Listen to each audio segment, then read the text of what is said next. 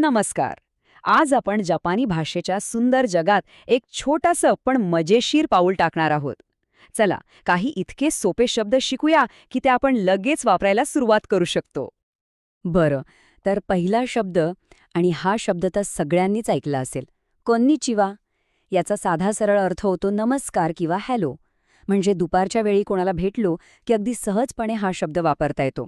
चला, एकदा माझ्यासोबत म्हणून बघा, कोन्निचिवा. मस्त. कुठलीही नवीन भाषा शिकायची असेल ना, तर सुरुवात नेहमी अभिवादनानं करणं सगळ्यात उत्तम. कारण यामुळे आपण लगेच लोकांशी जोडले जातो. चला, असेच काही महत्वाचे जपानी अभिवादन पाहू. दिवसाची सुरुवात करायची असेल तर हा एक खूपच छान आणि विनम्र मार्ग आहे. ओहायो गोजाइमासू म्हणजे गुड मॉर्निंग. हो, थोडंसं लांब वाटते नाही का, पण सरावाने अगदी सोपं होऊन जाईल.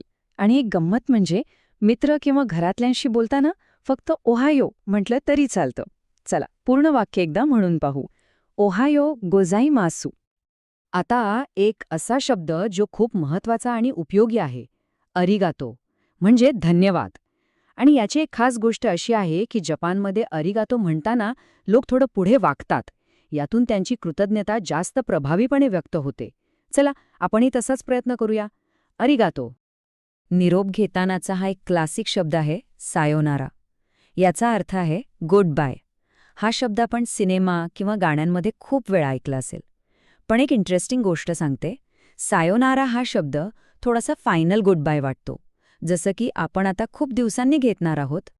मग रोजच्या बोलण्यात काय वापरायचं? तर त्यासाठी हा एक उत्तम पर्याय आहे, जा माटा.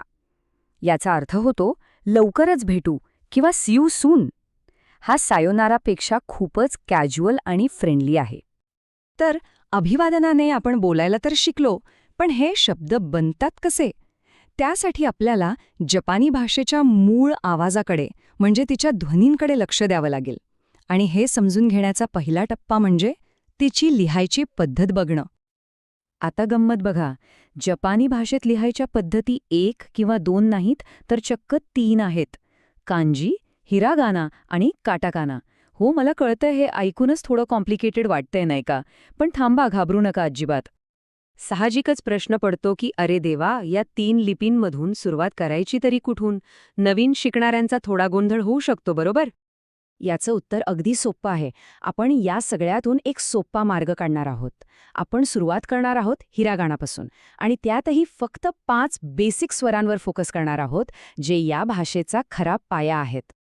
हे आहेत ते 5 जादूचे स्वर, जे आपल्या मराठी स्वरांसारखेच आहेत.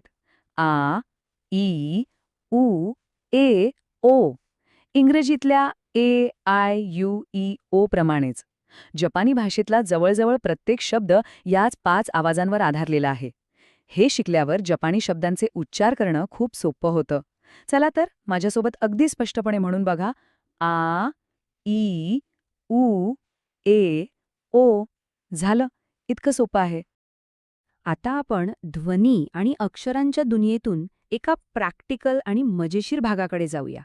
आपण जपानी भाषेत 5 पर्यंत अंक मोजायला शिकणार आहोत. तयार आहात? चला तर मग, बोटं तयार ठेवा. आपण एकत्र मोजूया.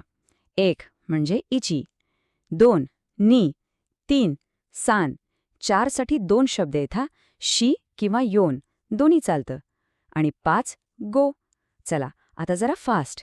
इची, नी, सान, शी, गो. क्या बात आहे, जमलं की. चला, थोडं पुढे जाऊया. अभिवादन झालं, आवाज समजले, अंक मोजले. आता या जगात थोडे रंग भरूया. आपण काही रंगांची नावं शिकू आणि ही माहिती वापरून खेळ कसा खेळता येईल तेही बघू. हे 3 बेसिक रंग आहेत. लाल रंगाला म्हणतात अकाई, निळ्याला आऊई आणि पिवळ्याला किरोई. आणि एक गंमत म्हणजे हे शब्द विशेषण म्हणूनही वापरले जातात. म्हणजे अकाई कुरुमा म्हणजे लाल गाडी. चला, पुन्हा एकदा उच्चार करूया. अकाई, आओई, किरोई. आणि हे किती छान सांगितलंय बघा. शिकण्याची प्रोसेस मजेदार करण्यासाठी आपण रंगांचे फ्लॅशकार्ड्स वापरून खेळू शकतो. आणि जेव्हा कोणी बरोबर उत्तर देईल, तेव्हा त्यांना अरिगातो म्हणायला प्रोत्साहन देऊ शकतो. यामुळे भाषा शिकणं एक खेळ होऊन जातो, अभ्यास नाही. तर आज आपण काय काय शिकलो याची एक पटकन उजळणी करूया. आपण कोन्निचिवा आणि आरिगातो सारखे महत्वाचे शब्द शिकलो, जपानी भाषेचा पाया असलेले 5 स्वर पाहिले, 5 पर्यंत अंक मोजले आणि 3 सुंदर रंगांची नावंही शिकलो. खरंच ही एक खूप छान सुरुवात आहे. तर मग आज आपण जपानी भाषेच्या या मोठ्या समुद्रात एक छोटीशी पण खूप महत्वाची डुबकी मारली आहे. आता खरा प्रश्न हा आहे की ही शिकण्याची उत्सुकता आपल्याला पुढे कुठे घेऊन जाणार आहे. आपला पुढचा जपानी शब्द कोणता असेल? विचार करत राहा.